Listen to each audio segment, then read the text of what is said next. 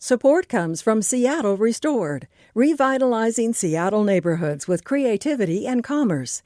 Over 95 vacant storefronts have been transformed into vibrant pop-up shops, window art installations, and artist residences. Explore current and past locations at seattlerestored.org. Hi, and welcome to Meet Me Here, your weekly guide to arts and culture events worth leaving your house for. I'm Jeannie Yandel. You've most likely seen leis at graduations or retirement parties, fresh flower garlands given as gifts to celebrate big milestones. Leis are rooted in Polynesian culture, and they're not just made from flowers. Earlier this year, for an episode of Seattle Now, I talked with Megan Ululani Boyenton, the business reporter for the Seattle Times, about local lei makers here in the Seattle region. She told me lei makers here use all kinds of materials, from nuts to clay to feathers, to create an array of wearable art.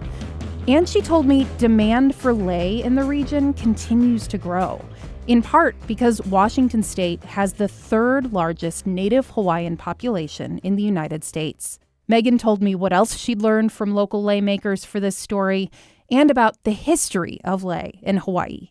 Thanks so much for being here, Megan. Mahalo for having me. Seattle is home to a growing community of Native Hawaiians. How is that showing up around the region? Yeah, we have a huge Kanaka Maoli or Native Hawaiian population here. I am part of it, which is kind of part of the inspiration that I had for writing this story. As you mentioned earlier, we have the third largest number of Native Hawaiians behind Hawaii and California. And that's a diasporic community that's only growing. And so the needs that we have for things that remind us of coming home, those are just growing as well. When you got the idea for this story initially, what were you hoping to share with readers? Sure. Yeah. I mean, lei are kind of constantly in the background, I guess, of my life. My ohana are from East Maui on my mom's side. And so I grew up with lei, being presented to me at graduations. And so after coming back to Seattle, I kind of started to try and suss out who would be my go-to lei maker up here, because it's so much easier to get lei in the Seattle area compared to other parts of the country. And so I guess my own journey to try to find lei makers has helped really kind of inspire this particular piece. Do you remember the first time you were gifted a lei? Like, what was the first significant event in your life where you got a lei as a gift? Sure. So I think of two. One is just, I think of my high school graduation. Usually when you get a lei from family, they just put it over your head, and it's like a symbol of an accomplishment, of a big milestone. Another one is when I was in New Orleans as a kid, and we sent lei off into the water in honor of Hurricane Katrina. So it's one of those things that you can also do to honor an event and to honor the people that are affected. Certainly, it sounds like lei are used to celebrate significant events in people's lives, like for your high school graduation. Where else does the significance of lei show up in Polynesian culture? Oh, sure. I mean, it's an ancient practice for us. It's across different Polynesian cultures, but, Native Hawaiians, we've been making lei for centuries. Sometimes it was our ali'i or our royalty who were wearing them. And then as time went on, our maka'ainana or commoners also wore them kind of as like decorum. But since then, like the meaning of lei, especially in like the last century, has really shifted as a way for us to like show our aloha to others. And so I think that like people in my grandparents' generation will remember that like when planes used to land on Hawaii, people would get off the planes and they'd be greeted with lei. Because lei, although they're Polynesian, they are gifts that we can give to people who aren't necessarily Polynesian either. Lei are gifts for everyone to enjoy. I think that where it gets dicey is when people buy, say, plastic lei from, big box stores or online retailers and use those at Hawaiian-themed parties. But I do think that, like, going to a small business, going to some of these lei makers that I wrote about in this story for the Times, those are definitely, I think, great sources if you want to go and buy a lei to gift. And I want to talk about some of those local lei makers as well that you profiled in your piece. But first, I want to point out that there are lots of different kinds of lei. You also talk about this in your piece. What different kinds of lei are there? Oh gosh, so there's a kind of broad range because lei making is really like an art form. My lead source for this story, Tanya Ivalani Jose, she is a lei maker in Federal Way, and while we were interviewing, we were weaving lei together. It was this type called leivili.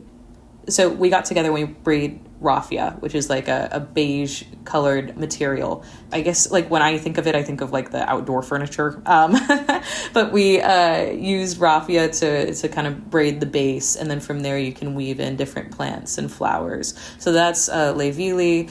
Lei kui is another one that's kind of like the most common one that you see with the flowers. So that's going to be fresh pua or flowers. So that's where you see like the plumeria or like the orchid. And actually neither of those are Native Hawaiian flowers, but they are like widely beloved when it comes to contemporary lei. There's also lei humupapa. That's going to be feather lei. And then beyond that, when you think of kind of modern lei, there are also forever lei, quote unquote, which is what some of the lei makers up here are making. And that's going to be lei made out of ribbon, lei made out of clay, flowers. Really, when you're making lei, the Hawaiian practice is to kind of use what's available to you, what's around you. And so you're really not necessarily limited to flowers when it comes to that. Well, how are lei sales doing locally? Sure. I mean, it's definitely an expanding industry. It's more so a cottage industry. So a lot of these lei makers are making lei from their home. For many of them, it's kind of a side gig on top of their full-time careers. But Tanya, the lei maker that I mentioned earlier, this is her full-time job. And she says that business is booming. Of course, there are still some challenges that are arising for them. For instance, the tariffs, kind of competition with big box stores that are trying to get in on lei during graduation, which is when it's kind of most popular to gift a lei.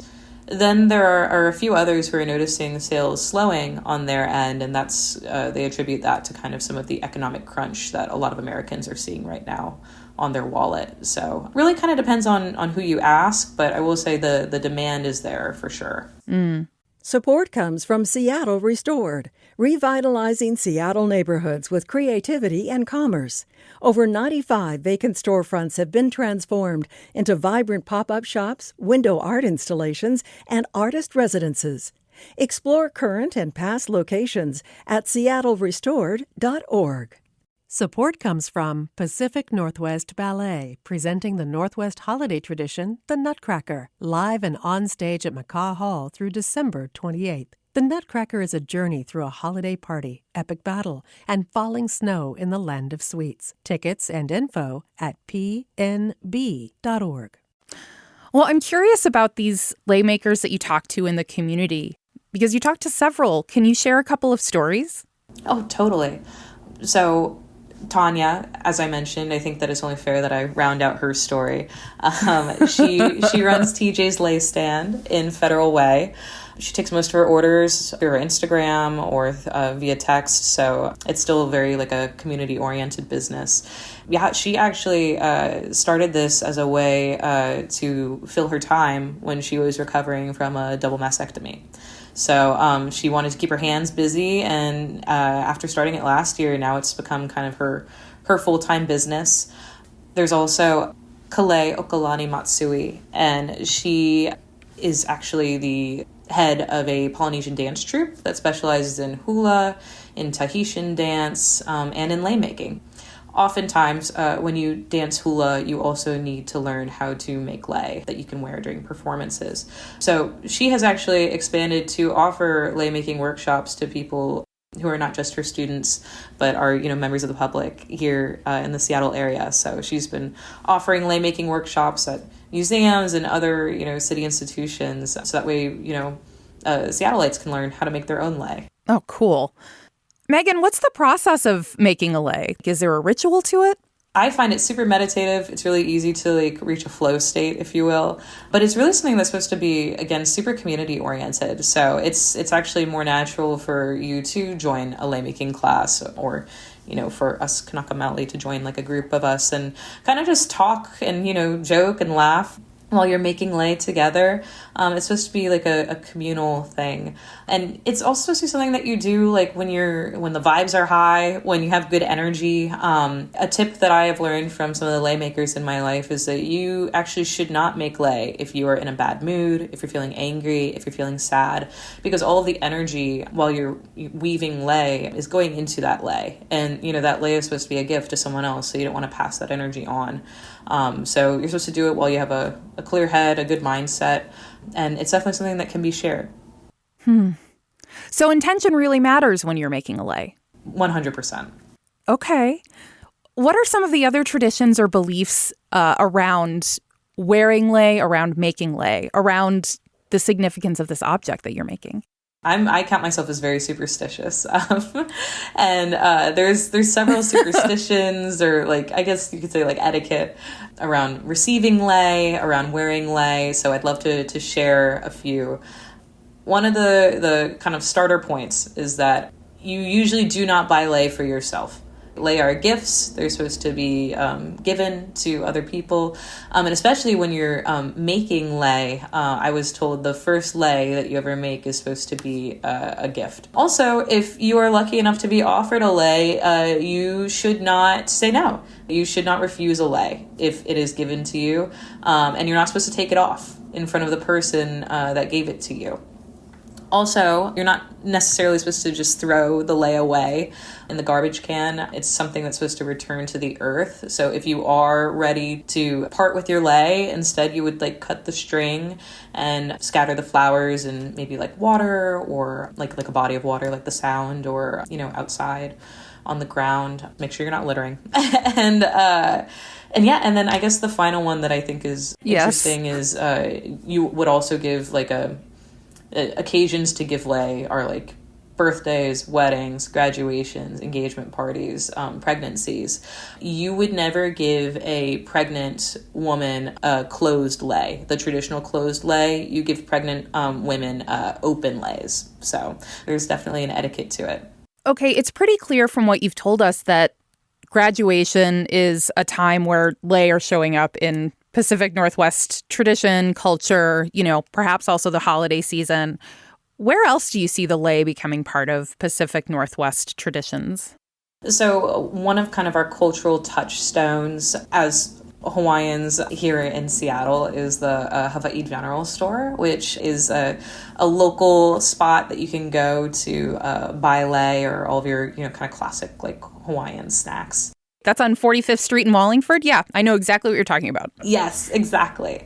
And so it's a good place to go, like, you know, if you need to stock up, because they sell lei year-round that they ship in from Hawaii. If, you know, it's more convenient to go there than to order custom lei from one of the lei makers. I think that it's a really great part of our culture, and I love that it's kind of getting shared. I really, really like seeing these lei makers recognized for the work that they do in carrying on a cultural tradition. Megan Ululani Boynton is the business reporter for the Seattle Times. Megan, thank you so much for talking with me today. Thank you so much for having me. Meet Me Here is produced by KUOW, a proud member of the NPR network. It's hosted by me, Katie Campbell, and Dyer Oxley. It's produced by Kyle Norris, Brandy Fullwood, and Matt Martin. Take a minute to rate and review Meet Me Here in your podcast app. It really helps get the word out about the show. Or, if you like Meet Me Here, tell a friend about us. Thanks for listening. I'm Jeannie Yandel. See you soon.